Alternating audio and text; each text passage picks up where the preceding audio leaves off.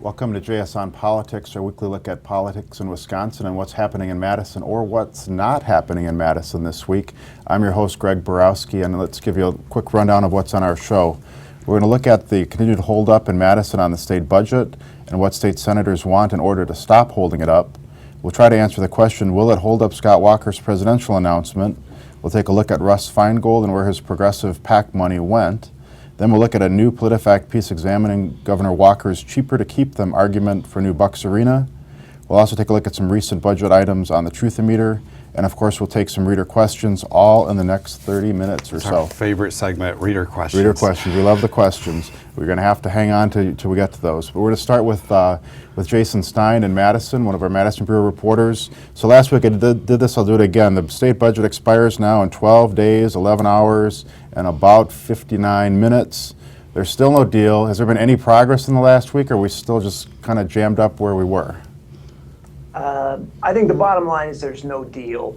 There's been some progress. I mean, they've agreed on how much they want to cut borrowing from Governor Scott Walker's budget. But as I always say, until you figure out, who's going to bear the brunt of that cost, then you don't really have a deal. And they're fighting right now over whether southeastern Wisconsin projects like the zoo interchange should just get to keep sailing smoothly forward and all the pain should be felt outstate, or whether southeastern Wisconsin shares in the pain. And it's the squabbling has gotten bad enough that Speaker Robin Voss and the Budget Committee co-chair John Nygren sent out a press release this morning criticizing Republicans in the Senate and Alberta Darling, Senator Alberta Darling, saying she was being disingenuous and misrepresenting the Assembly's position. So it's not going particularly So well. It's divided government in Madison all over again, right? It's divided government. There's an old joke in politics that the other party is the opposition, but the other house is the enemy. And, we kind of see that going on right now with disagreements between the Senate and Assembly.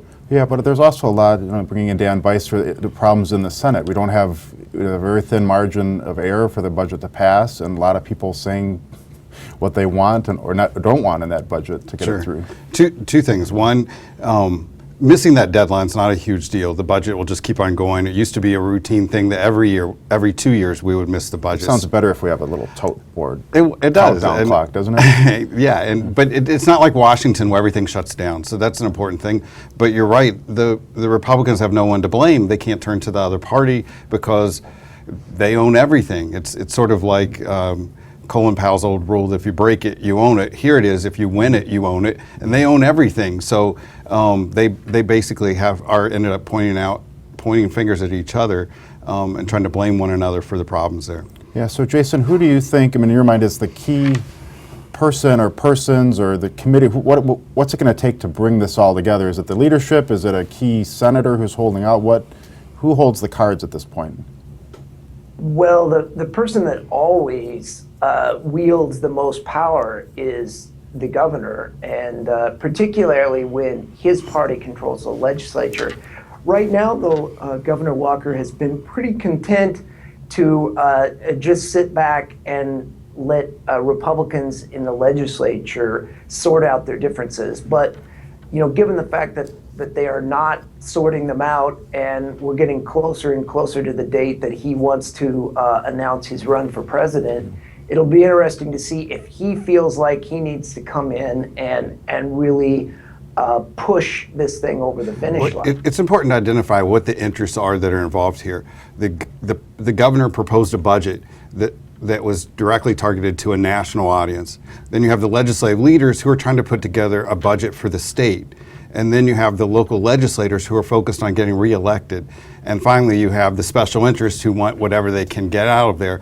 And so there's a tug of war between each of those four things. And the zoo interchange that Jason just mentioned is a case of that. Almost every one of these debates, the Bucks Arena debate is a debate about that. The leadership wants a deal that benefits the state, but the local legislators don't want to push something that their local constituents don't want. Right. Well, in a case like this one, there's such a narrow margin to pass. So in the Assembly, there's a big cushion for Republicans. In the Senate, there isn't. everybody becomes more powerful, right? It's incredible. It feels very much like the Miller Park debate to me, where for like 2 months we were pretty sure it was going to go down to defeat, and it was only at the last second at 5 a.m. in the morning that we have eventually ended up with a deal by one vote. Who knows if we're headed in that direction? Yeah. Well, Jason, is on the specifically on the arena deal, is this going to stay in the budget, or do they have to move it out and say twist some arms to get the Milwaukee Democrats to get behind it because of the problems they're having on the the Republican side? Right. It really feels right now like it's going to be difficult to keep it in the budget. Although, again, really the budget is the place where it has a reasonable chance of passing. It stands its best chance in the budget because on its Right, own, how many Republican senators do you think would vote for a standalone budget?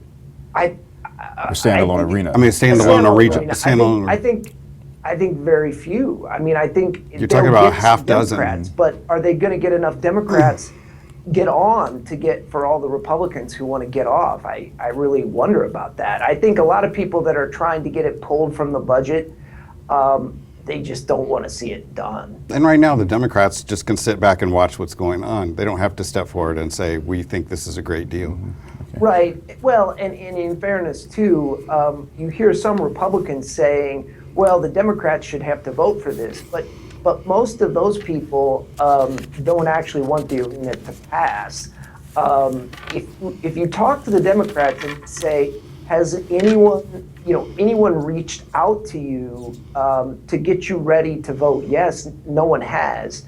And, in politics, it's pretty rare that people just count on you doing what they want. If they really want you to do it, they'll typically come. But at the same time, if Lena Taylor wanted to step forward and say this is a great deal and we need to get this thing done, no one would object to that. And you've got Tim Carpenter, who's running for alderman now and has pretty much staked out a position against this. So you're very much. Yeah. So you're not seeing any leadership on the Democratic side on this either. No, and if you think about it, the Democrats' leaders in the legislature, in the Assembly, Peter Barca is from Kenosha, and in the Senate, where it really counts, their leader, Jennifer Schilling, is from La Crosse. So that's the other thing, too. If you had a Milwaukee leader in the legislature, they might, step forward and play a role like that. Or if Tom Barrett, the mayor of Milwaukee, or Chris Abley, the Milwaukee County exec, were close to legislative Democrats, they might be able to play that role. But there's a vacuum on the Democratic side. There's no one really there to really broker those votes. So Abley was up there this week, though, wasn't he? He was, but I only saw him outside the offices of Republicans. I didn't see him. Now, he may have met with some Democrats. I saw him outside of the speakers. Yeah. Well, we're having a little audio difficulty there with Jason. We're going to shift gears a little bit, though, and start with Dan here on. We want to talk about someone who's not waiting around. At least he's waiting around on the budget, perhaps, but he's not waiting around on his bid for the White House. Is Scott Walker, who's earlier this week you wrote about a potential date for an announcement. Well, everybody's been wondering when does he announce, because it's a major decision. Most of the people who've announced so far are people who need oxygen for their campaign. They would need some attention. But Scott Walker's not needed that sort of attention. He gets a lot of publicity in Washington and around the country anywhere he goes. So it allows him to wait and wait and wait. And the two criteria that he's given us is, one, he would wait until the budget's signed, and that could be, as we know, a pretty lengthy process still, and it wouldn't be on July 4th, despite what some people on talk radio were saying. It won't be on July 4th. So I was told by 3 different individuals that he was targeting July 13th, which is not unusual. Jeb Bush just announced on Monday of this week, and if you announce on a Monday, it gives you, for a week, you're in the news for the next week as people dissect your campaign. And so that's the idea, is he'll do it on the 13th, but there's so many other things, still up in the air, and in particular the budget. When I first wrote that, I had a couple people push back and say, there's no way the budget will be done, but most people are saying yes. But as this week continues and we see the infighting, it does look like it's a legitimate question. Do you think if the budget isn't done by then, does he forge ahead and sort of take a little hit on his pledge to not announce until the budget's over? I don't. I mean, that would be a strategic thing. No one's going to not vote for him because you didn't keep your pledge to wait until the budget's done. But at the same time, he has set that out. They just don't want an announcement in the dead zone of August. People are on vacation. Few people are paying attention, so they're hoping middle of July. Mm-hmm. Well, one of the reason Walker's in the news this week was his little spat, sort of with David Cameron, across the ocean spat. Jason, do you want to talk about that a little bit? I know Walker went on his trip to England, and somebody came out and said, well, David Cameron, the Prime Minister, didn't like Barack Obama, or somewhat disparaging of him, and now they're going back and forth. And Walker says, I don't want to talk about this sort of thing anymore. Lesson learned, or what's the takeaway on it? Well, the governor said there was a lesson learned. This was really a pretty minor thing, except that one of the big concerns about the governor's, candidacy, undeclared candidacy, is that he has a lot of accomplishments on his belt as a governor, but very little foreign affairs experience. And so really everything he does abroad is put under the microscope. And so you have this situation where he tries to just make a basic explanation of what happened in this meeting with Cameron, which, by the way, was supposed to be a purely official meeting, no politics involved. And then, Cameron comes out and says, well, that's not what I said.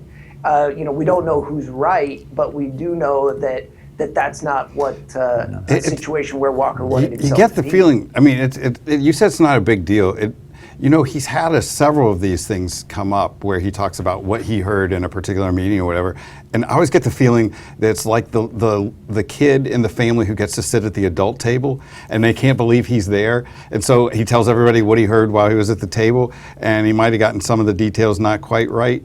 I think it actually diminishes his position by going out and making, whether it's true or not true, making statements about what was supposedly said behind closed doors. I think it runs the risk, if enough of these things happen, it sort of becomes this, idea everyone sort of accepts. Well, Walker's it creates a narrative. Policy, Is he ready for prime time? Is he ready to negotiate with these people when he can't even repeat what they actually said? All right. So his most recent trip, just finishing up, was to Canada. Again, it was this deal where the reporters weren't really along, or a lot of conversation. What's the benefit to Walker for doing these trips, aside from the trade mission and the other qualities he's talking about? I've said before, I think of politicians in terms of offensive and defensive, and who's likely to be more aggressive with their agenda. And Walker's been very much on offense, but because of the screw-ups that he had in England, Europe, and elsewhere, he's decided it's good to keep on doing these trips. It's on his credentials. He can say, I've visited all these places,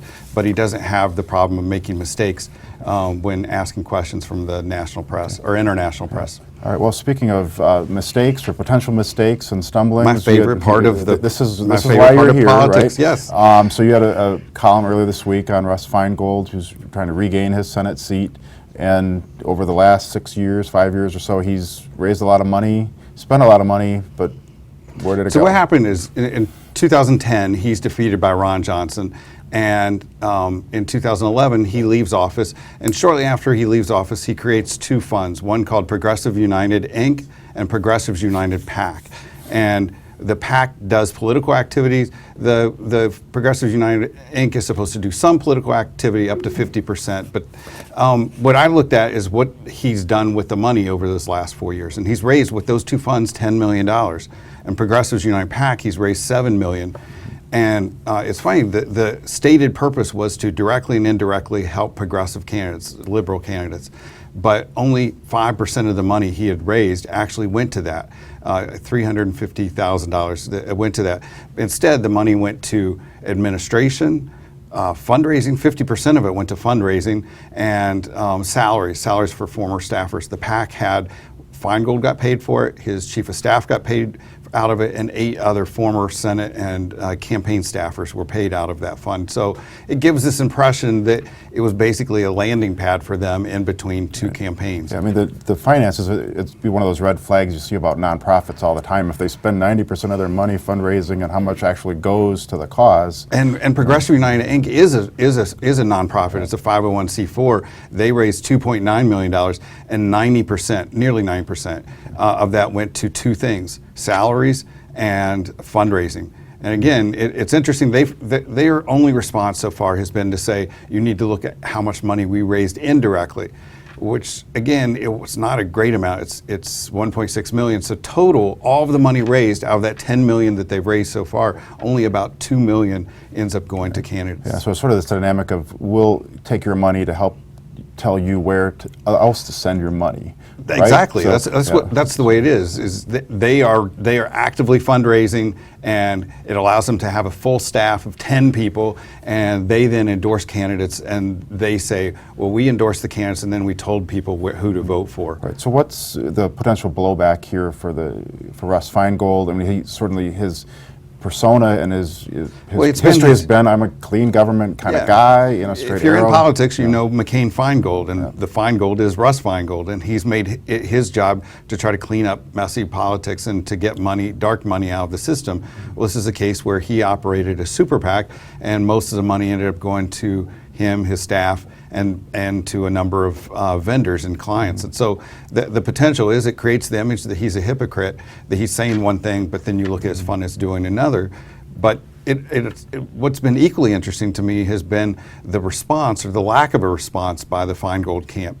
Outside of pointing out that they raise money indirectly, they've not really had much of a response. Their response has been to say nothing and to put out another fundraising letter, which is to take all of this and say, look, we're under attack from Ron Johnson. And I mean, which anyone who covers politics knows Ron Johnson is no fan of what I do. And so let's talk briefly on that. So in the years past, you've written about this $10 million that he received. Is that comparable, do you think, to this, or is that a different? It's a little bit different, but he ran a company. He spent $9 million on the campaign. A month after he wins the seat, he pays himself from his own company $10 million, basically about the same amount of money that he raised. So basically, we have two candidates running in this. We have Ron Johnson, who paid himself $10 million out of his company funds, and then you've got Russ Feingold, who paid himself and a bunch of his friends $10 million out of a PAC and out of a special interest fund. So an interesting dynamic between the two of them. Yeah, let's just briefly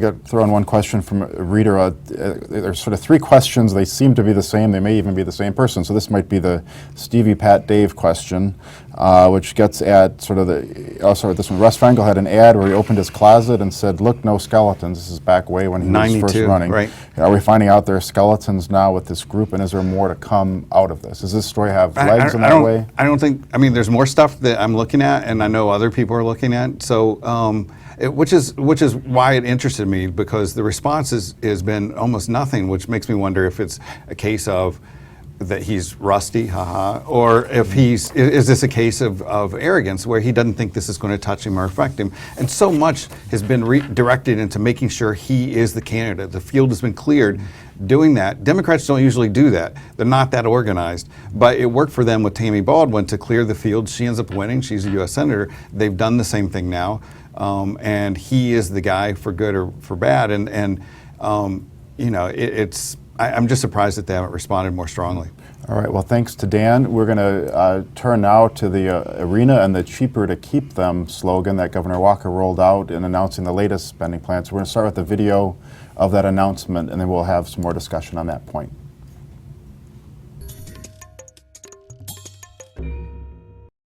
As I point out here, and I've said this morning, it's important to remember that what we're talking about is it's cheaper to keep them. And by that, what I mean is, if you look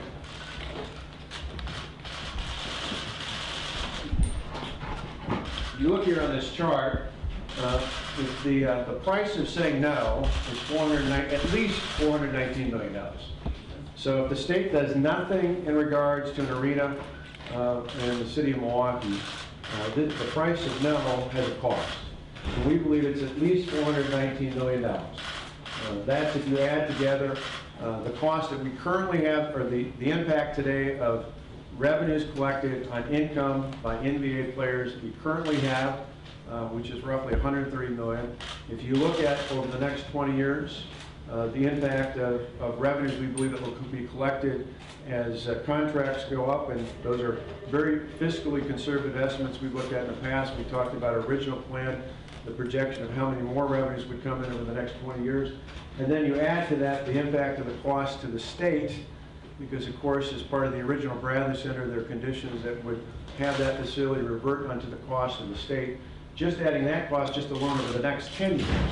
So it's 20 years, the lifetime of what we're talking about, the arena deal for income taxes currently collected. It's 20 years for the impact in terms of the next 20 years, the revenues that we collected from income taxes as far as the growth. And then just the next 10 years cost for the Bradley Center. Those costs alone get us at least $419 million. Now obviously it could be more than that.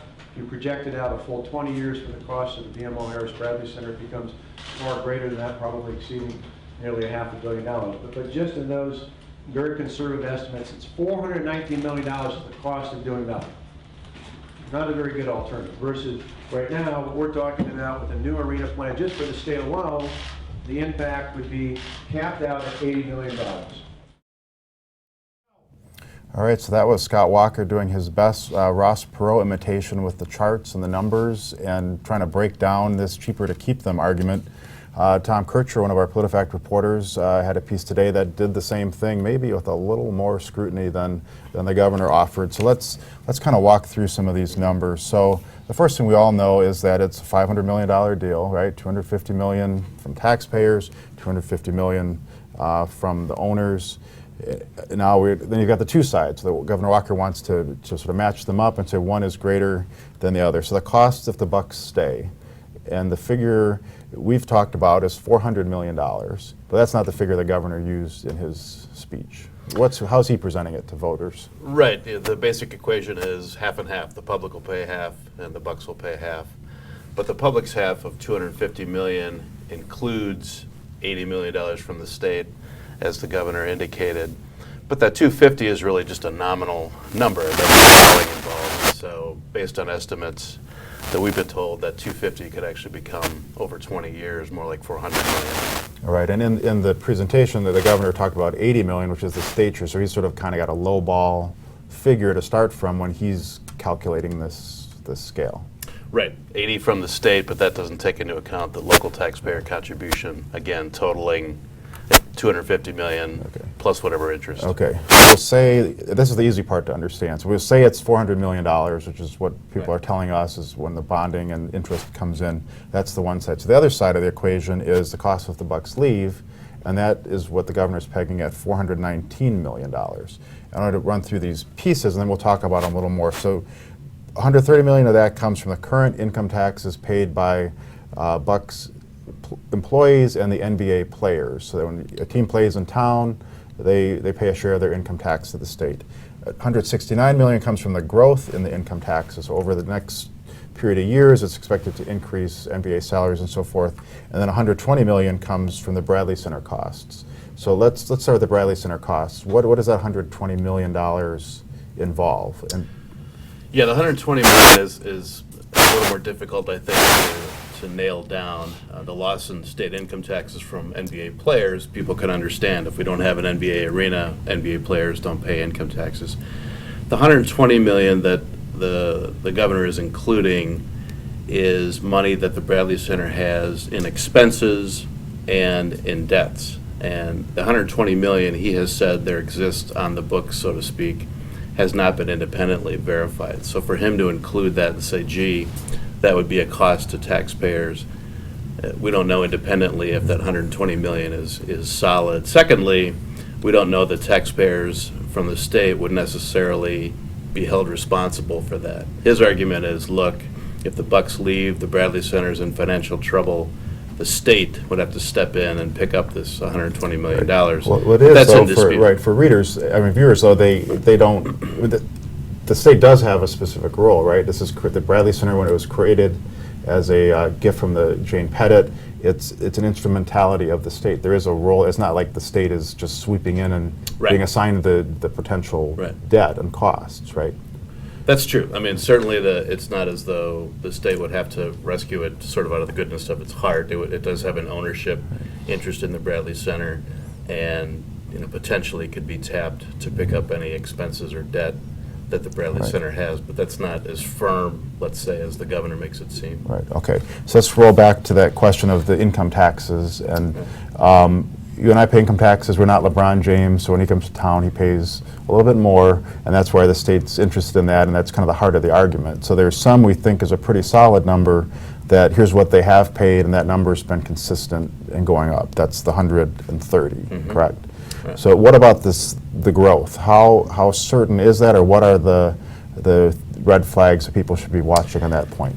Yeah, there's certainly an expectation that if the NBA players keep playing in Milwaukee, that the taxes they pay to the state will rise. The NBA just signed a huge TV contract that will certainly, in the next few years at least, raise the salaries of NBA players. Therefore, they would pay more income taxes to the state. But going out over 20 years, that projection is a little harder to figure. Who knows what the TV contracts might be down the road, what salaries might end up being. So it's a little bit more of a difficult Yeah. number 20 years out. Right, and people, there was also in your story, they talked about what's called the substitution effect. So it's not quite as direct as if you're taking just money people already spend. I mean, that some of this money will show up in state coffers sort of indirectly Right. and wind its way around. So if we lose the Bucks, we lose the NBA income tax payments. But that doesn't mean people who go to Bradley Center to Bucks games, spend money on tickets, spend money at the facility, would just sit on that money. They would spend it maybe on other sporting events or in other forms of entertainment.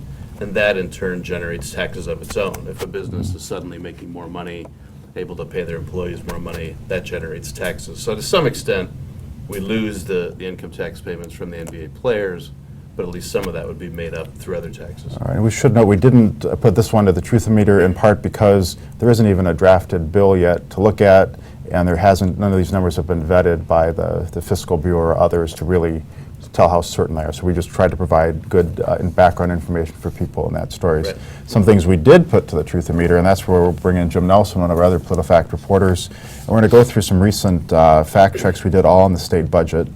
And then we'll have some time for questions at the end. So the first statement we're looking at is from Scott Walker, and the statement was, fundamental changes made to the language describing the Wisconsin idea and the University of Wisconsin System's mission statement were the result of a, quote, drafting error. And we rated that pants on fire. Let's start with the hot ones. Tom, Right. you go first. The Wisconsin idea is a general notion that the university system exists in part to help the state generally, public service. And in the budget, with the proposed by the governor, there was language directing the UW system to say, look, we are going to redraft the Wisconsin idea. The UW system, we found, pushed back on that, didn't want to change it.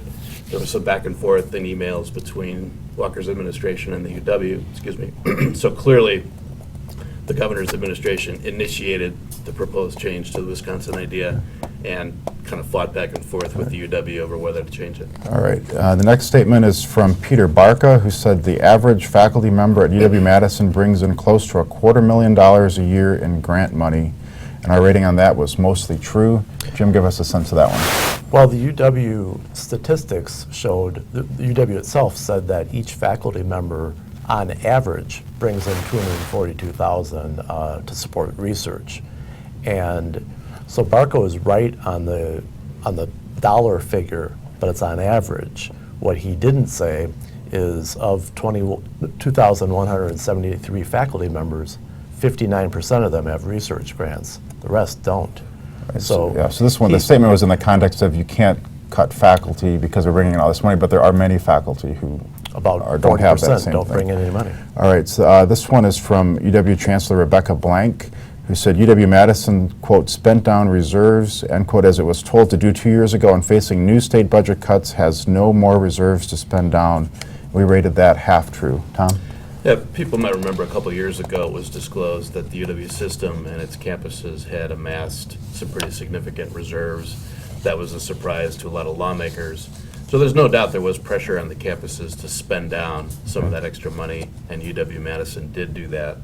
But we also found out that it's not as though they were left with nothing. There was about 387 million left, including 54 million that wasn't identified for any All particular right, we're purpose. close on running out of time, so we're going to try to zip through these a little more quickly. And we've got Mike Tate, a Republican budget proposal would have Wisconsin with the weakest standards for who can be a teacher in the classroom in the country. Tom, we rated that one half true.